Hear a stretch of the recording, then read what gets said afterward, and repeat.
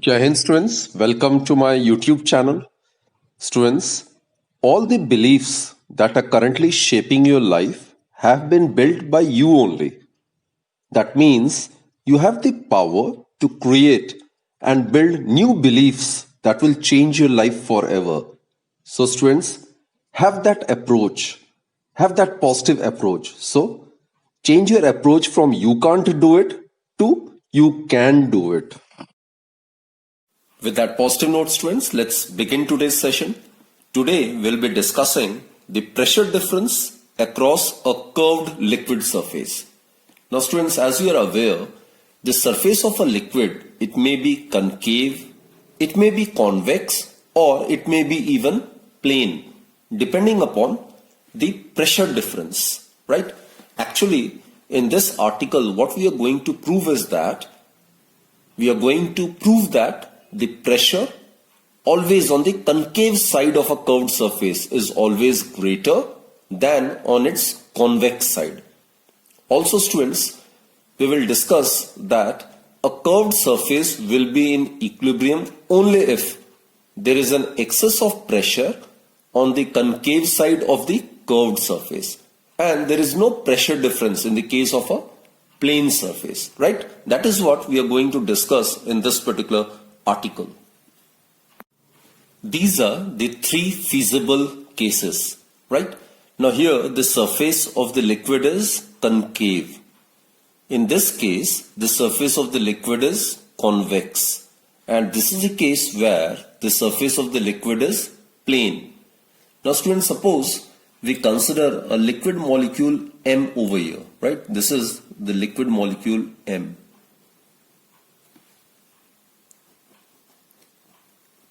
M is the liquid molecule, right? Okay. Now, the force due to the surface tension on this liquid molecule M in the surface of the liquid will always act tangentially to the surface in all the directions that we are already aware of, right? Again, I repeat, students, the force due to surface tension on this molecule M in the surface of the liquid, it will act tangentially, that is parallel to the surface in all the directions. So now let's consider this particular case when the surface is concave. Now if the surface of the liquid is concave, then due to the surface tension, this molecule M will experience a net outward force normal to the surface. How? I'll tell you. Now molecule M, since I've told that it will experience force tangentially, right? So it will experience force tangentially which will act in all the directions like this. This is the tangential force I'm talking about. Let us consider it to be T, force per unit length. Suppose this is T. It is the force per unit length, right? So the resultant of these two, it will be obviously in the outward direction like this. It will be in the outward direction. So in this case, the resultant force will act in the outward direction, normal to the surface. Clear, students? Now obviously the liquid molecule, this liquid molecule M will remain in equilibrium if the pressure on this side, which is the concave side, that is on the side of the liquid vapor, is more. So here the pressure must be more, which must be balancing this net upward force, isn't it? So here it must be the excess pressure.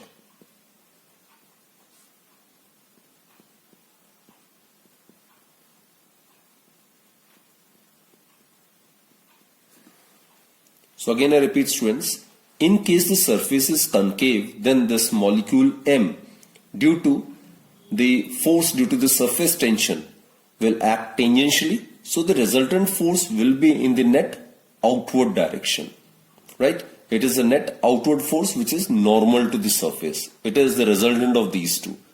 Now students, molecule M under the influence of this force will rise upward, but at equilibrium of rest, the molecule M will remain in equilibrium of rest if the pressure on the concave side, that is the liquid vapor side, or the side of the liquid vapor, is more, right? Now consider when the surface is convex. Now in this case, due to the surface tension, the molecule will experience tangential force like this. It will experience tangential force indicated by these two arrows, right? And T is, suppose, the force per unit length. Now the result of these two will act in the net downward direction. So the molecule M will experience a net inward force normal to the surface. So it will be like this. This is the resultant force. So it will experience a net inward force which is normal to the surface, right? Now again, this liquid molecule M is in the state of equilibrium of rest. It will be in equilibrium state of rest only if the pressure on the side of the liquid is more. So in this case, this should be the region of excess pressure.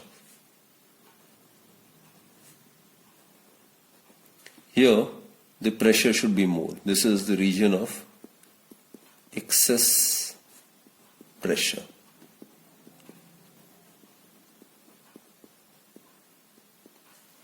So again, in both the cases, the pressure on the concave side is more.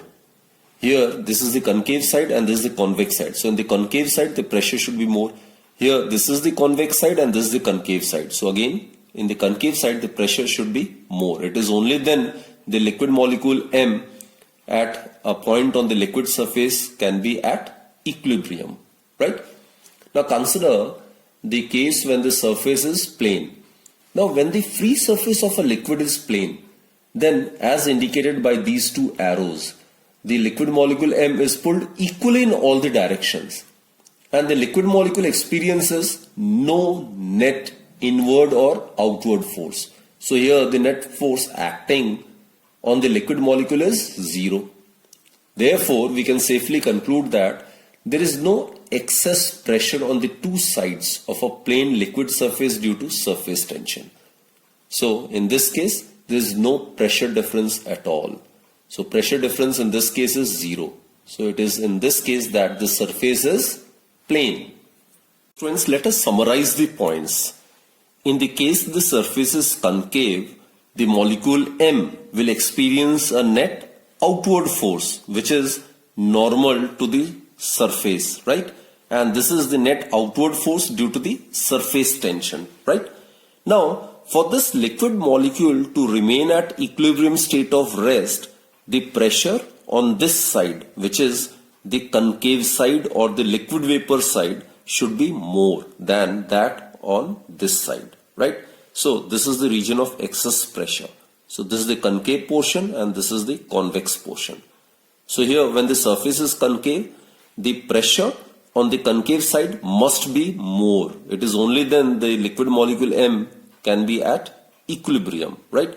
This net outward force will be balanced by this excess pressure on the concave side.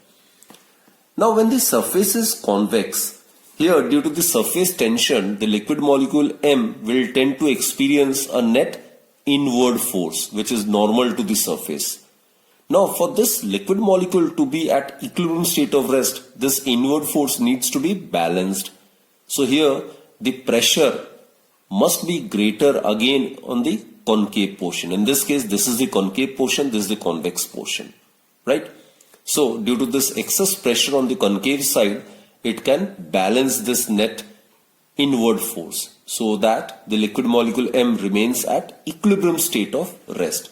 So in both the cases, whether the surface is concave or the surface is convex, in both the cases, the pressure in the concave portion is found to be greater. It is only then the liquid molecule M can remain in the equilibrium state of rest, right?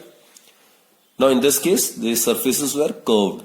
Now in case the surface is plane, then as I stated earlier, the molecule M will get pulled equally in all the directions and hence will get nullified. These forces will tend to get cancelled out in pairs. Therefore, in this case, the liquid molecule experiences no net force. So it is already in the state of equilibrium, right? So there is no excess pressure on any side of this plane liquid surface. Since there is no excess pressure on any side of the liquid surface, therefore the pressure difference on the two sides of the plane surface of the liquid is zero, right? So what we conclude is, students, it follows that a curved surface, this is a curved surface, it will be in equilibrium only if there is an excess pressure on the concave side of the curved surface. Over here, this is the concave side. This is the concave side and this is the convex side. In this case, this is the concave side and this is the convex side. So, in case the surface is concave, the pressure over here is greater, right? Suppose this is P1 and let us consider this to be P2. So, here P1 is greater than P2. Here let us consider this to be P1 and let us consider this to be P2. Here P2 is greater than P1. P2 is the pressure in the concave portion. And here in both the cases, suppose this is P1, this is P2, in both the cases there is no pressure difference. P1 is equal to P2. Clear? So basically what we conclude is, whenever the liquid surface is curved, then the pressure in the concave portion of the liquid surface must be greater. Here P2 is the pressure in the concave portion which is greater than P1. Here the pressure in the concave portion is P1 which is greater than P2. So that's the conclusion. Thus what we conclude is, the pressure on the concave side of a curved surface is always greater than that on its convex side. We are aware that due to the property of surface tension, a liquid surface, it tends to possess minimum surface area, right? So the small drops and bubbles, they are found to possess spherical shape because for a given volume, the surface area attained by a sphere is minimum. So, as the small drops and bubbles have spherical shapes, it implies that the spherical surfaces must be possessing minimum surface area. And also we are aware that as a drop or a bubble does not collapse under the effect of force of surface tension, which obviously tends to minimize its surface area. Therefore, it indicates that the pressure inside the drop or the bubble must be greater than that outside it. So let's find out the excess of pressure inside a liquid drop and a bubble, right? So we'll discuss these cases one by one. First and foremost, we'll consider the case of a liquid drop. Let us consider this liquid drop. Suppose the liquid is of surface tension T and let us consider its radius to be R. Suppose this is the radius and it is R. Also let Pi and P naught be the values of pressure inside and outside the drop of the liquid. This is the pressure Pi which acts in the radially outward direction. This is the inner pressure and suppose P naught is the external pressure outside the liquid, right? Now as we are aware, students, whenever the liquid surface is curved, then the pressure in the concave portion is found to be larger than that in the convex portion. So here Pi is greater than Po. Pi is greater than Po, isn't it? There exists a pressure difference. Pressure always on the concave side of a curved surface of a liquid is greater than that at the convex portion. So the excess of pressure inside the liquid drop is Pi minus P naught. Clear? So the excess of pressure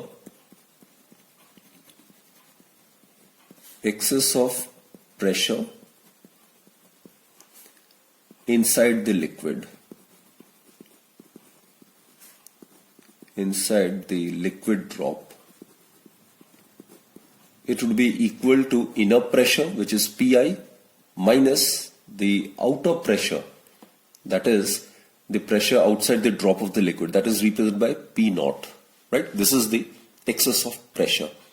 Now, under the influence of this pressure difference, Pi is greater than Po, so this pressure difference will act in the radially outward direction.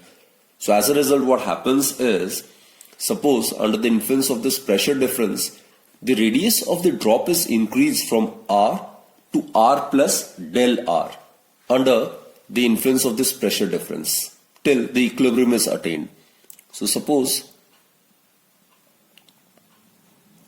the radius increases from R to R plus del R under the influence of this pressure difference Pi minus P naught. And at this position, suppose the equilibrium is attained. So now the new radius would be, this is R plus del R. Del R will be the increase in the radius, right? And also students, here we are considering the case of a liquid drop, right? So this is the outer one. It is the only surface of the liquid which is in contact with the rarer medium or air. So this will act as the free surface. So here, this is the free surface. So in the case of a liquid drop, there is one free surface. Now, the outward force acting on the drop, it would be equal to excess of pressure multiplied by the surface area, isn't it? Therefore, the outward force acting would be given by, pressure is force per unit area, so force would be pressure multiplied by area. So it would be equal to the net pressure which is acting in the radially outward direction, which is the excess pressure, multiplied by the area on which it is acting. It is acting on this particular area, right?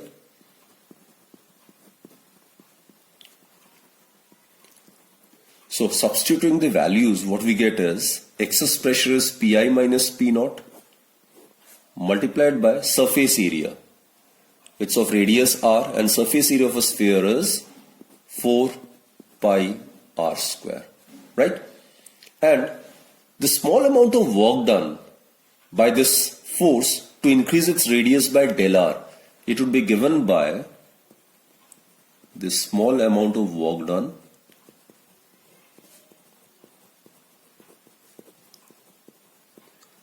to increase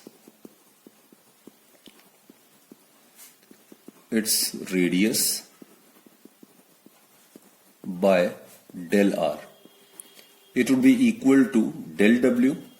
It would be equal to force multiplied by area, and force is Pi minus P naught. It is force multiplied by distance. Work done is force multiplied by distance. So net outward force is Pi minus P naught multiplied by 4 pi capital R square multiplied by the distance through which the radius increases, that is del R. Put this as equation number 1. Now students, we are aware this work done by the excess of pressure, that is Pi minus P naught, against the force of the surface tension is stored inside the liquid in the form of its potential energy, right?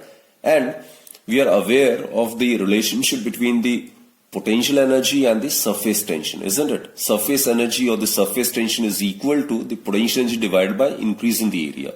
So we know that the surface energy,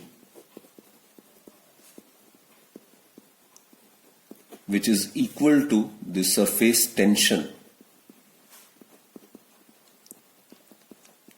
which is represented by capital T. In this case, the liquid possesses surface tension T. It is given by the work done, which gets stored in the form of potential energy, right? So work done, which is stored in the form of potential energy, Del U stands for the potential energy, change in the potential energy per unit increase in the area. So it will be increase in the area. Therefore, work done would also be given by surface tension multiplied by increase in the area.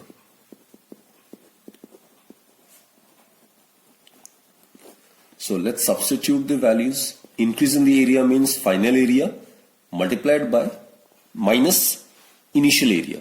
Now what is the final area? Final area would be 4 pi, the radius of the new sphere, that is r plus del r. So it will be r plus del r whole square. This is the new area. Minus original area. Original area of the sphere of radius r. It is 4 pi r square. Right? So let's try to solve it. So it's in the form of a plus b whole square. So what we get is 4 pi r square plus 8 pi r del r plus 4 pi del r square minus 4 pi r square. Now students, del r represents the small increase in the radius, right? Therefore del r is very small. Therefore higher powers of del r, that is del r square, would be still smaller and hence it can be neglected. Now del r being small, therefore higher powers del r square, the term involving del r square, can be neglected. So what we get is del w is equal to T multiplied by 4 pi r square minus 4 pi r square get cancelled, and this term we need to ignore because this term is very, very negligible. It's infinitesimally small. So we'll be left with 8 pi r into del r. Put this as equation number 2. And again, I must remind, in the case of a liquid drop, there is only one free surface. So increase in the area would be 1 time the final area minus initial area, right? So from 1 and 2 we can equate. From 1 and 2 what we get is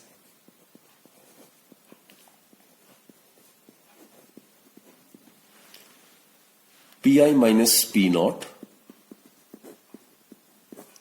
multiplied by 4 pi r square del r is equal to T multiplied by 8 pi r del r. So del r get cancelled, isn't it? Pi r will be left with only 1 r, and over here it will be 2. So what we get is the pressure difference Pi minus P naught is equal to twice T by R. So this is the expression for the pressure difference in case of a liquid drop. That is, Pi is greater than P naught by an amount 2T by R. T is the surface tension of the liquid. R is the radius of the spherical drop under consideration. So what we conclude is excess pressure is inversely proportional to the radius. Therefore, the smaller the value of R, that is smaller the liquid drop, greater will be the excess pressure inside this liquid drop. Now let us consider the case of a liquid bubble, like a soap bubble. Now a liquid bubble or a soap bubble has air both inside and outside. It has air both inside as well as outside. So therefore students, it has got two free surfaces, one inside and the other outside. So these are the two free surfaces. This is the first free surface and this one is the second free surface. So it has got two free surfaces. That's the difference between a liquid drop and a liquid bubble. In the case of a liquid drop, as we have discussed in the previous article, it has got one free surface. While in the case of a liquid bubble, like a soap bubble, it has got two free surfaces, one inside, the other outside, right? Now we are aware whenever the surface of a liquid is curved, then there exists a pressure difference. And the pressure in the concave portion is greater than that in the convex portion. So in the concave portion, suppose the pressure is represented by Pi, it's in the radially outward direction. While the external pressure in the convex portion is suppose Po, it is less than that of Pi. So Pi is greater than Po, right? So pressure difference, that is Pi minus P naught, will act in the radially outward direction. So as a result of this pressure difference, what happens? Suppose the radius of this liquid bubble changes, or rather it increases from R to say R plus del R under the influence of this pressure difference Pi minus P naught, which will act in the radially outward direction. And suppose after acquiring radius R plus del R, it comes to equilibrium. So the new radius is, this is the new radius, it is R plus del R, right? So excess pressure inside the liquid drop, the excess pressure inside the liquid drop is, inside the liquid bubble actually.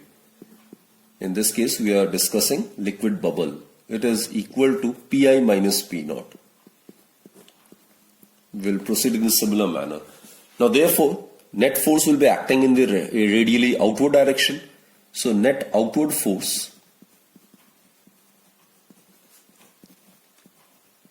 acting on this liquid bubble in the radially outward direction would be given by excess pressure, which is Pi minus P naught, multiplied by the area on which it is acting normally. The area is 4 pi r square.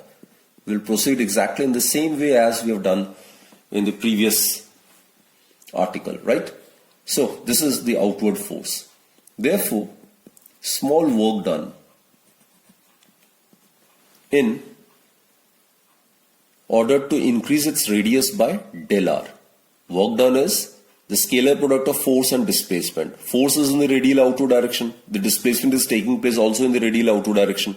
So the angle between force and displacement is 0. So it will be simply force multiplied by displacement. Force is pressure multiplied by area, which is Pi minus P naught multiplied by 4 pi r square. This is the force. And displacement is del r. So put this as equation 1. So del W is the small amount of work that will be required to be done so as to increase its radius from R to R plus del R. Clear? And also we are aware that surface tension or surface energy, it is equal to surface tension. This we have mathematically verified, isn't it? It is equal to the work done in increasing the area per unit increase in the area. And this work done gets stored in the form of potential energy. So with the help of this expression also we can calculate the work done. So from this, work done is given by the surface tension multiplied by increase in the area.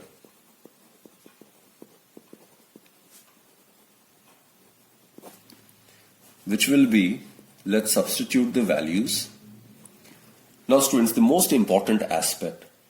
In this case, as I've stated, it has got two free surfaces. So the increase in the area would be twice the final area minus initial area. Final area is 4 pi r plus del r whole square minus initial area is 4 pi r square.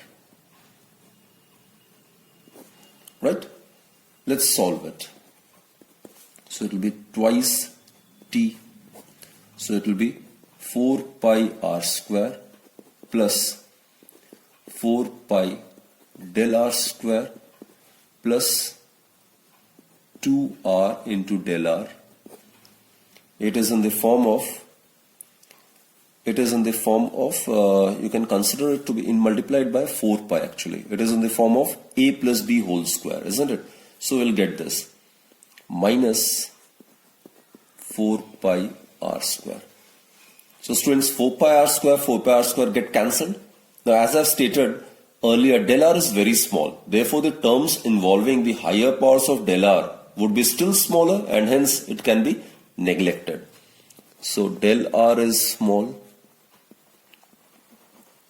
Therefore del r square, the terms involving del r square can be neglected. Right? So we'll be left with this term is neglected, these two terms get cancelled out. Here we get 8 pi r del r. So 8 multiplied by 2, that will give us 16 pi r del r multiplied by the surface tension. Put this as equation number 2.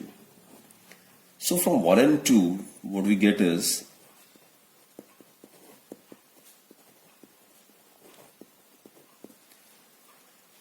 the pressure difference Pi minus P naught multiplied by 4 pi r square into del r.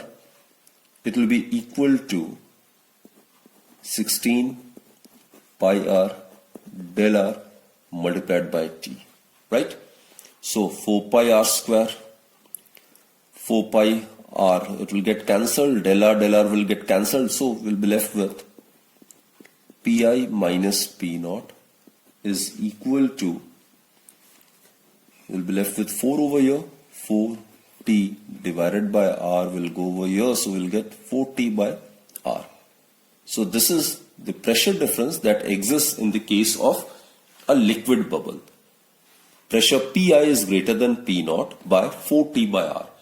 So what's the major difference? In the case of a liquid drop, the pressure difference is twice t by r. In the case of a liquid bubble like soap bubble, where there are two free surfaces, the pressure difference is 4t by r.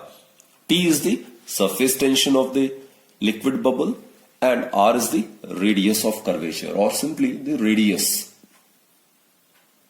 Now let us consider the case of an air bubble. Now in an air bubble, the liquid is outside the spherical core of air. This is air and this is liquid. So it has got only one free surface, this one. It has got only one free surface.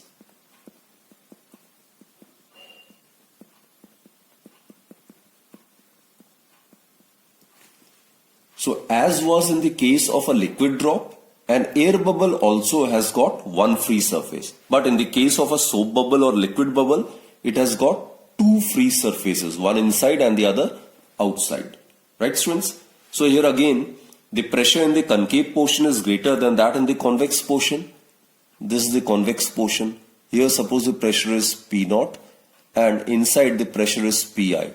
So here again, pressure in the concave portion being greater than that in the convex portion, Pi would be greater than Po.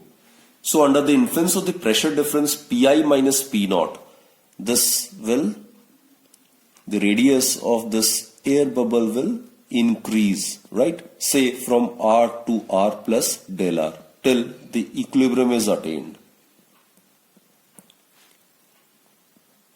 So we'll proceed in the similar manner as was done in the case of a liquid drop, and we can easily get the expression for the pressure difference. So students, as was already discussed earlier, it can be easily proved that the excess of pressure inside an air bubble, that is given by Pi minus P naught, is equal to twice T by R. Right? So what we conclude from these three articles is that in case of a liquid drop and in case of an air bubble, where there is only one free surface, then the pressure difference is given by twice T by R, right? And in the case of a soap bubble or liquid bubble where there are two free surfaces, there the pressure difference is given by 4T by R. So in both the cases, the pressure difference is inversely proportional to the radius. So larger the radius, bigger the drop, bigger the bubble, the smaller will be the pressure difference inside. And smaller the drop or smaller the bubble, the more will be the pressure difference inside the drop or the bubble under consideration. So what we have concluded is there is always an excess pressure on the concave side of the liquid air interface.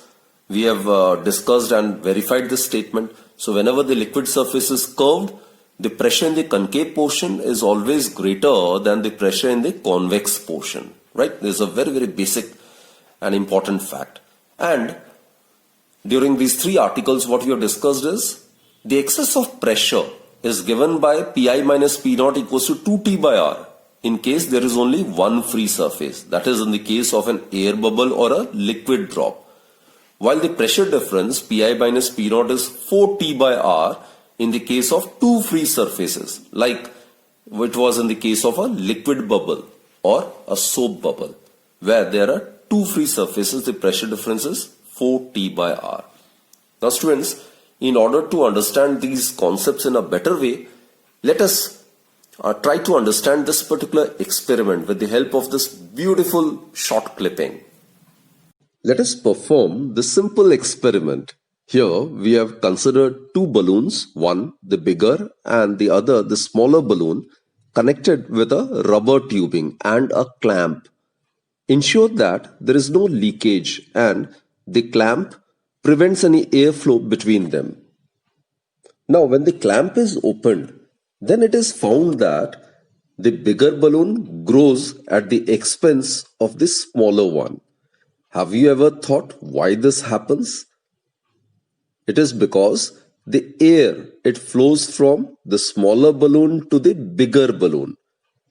The excess of pressure inside a balloon is inversely proportional to the radius of the balloon. So the pressure inside the bigger bubble will be less than that inside the smaller bubble. Now we are aware air flows from a region of greater pressure to the region of lower pressure, and this is for this reason that the bigger bubble will grow at the expense of the smaller bubble. That's it for this particular session, students. Do keep watching my videos and stay fit, stay healthy, and always keep smiling.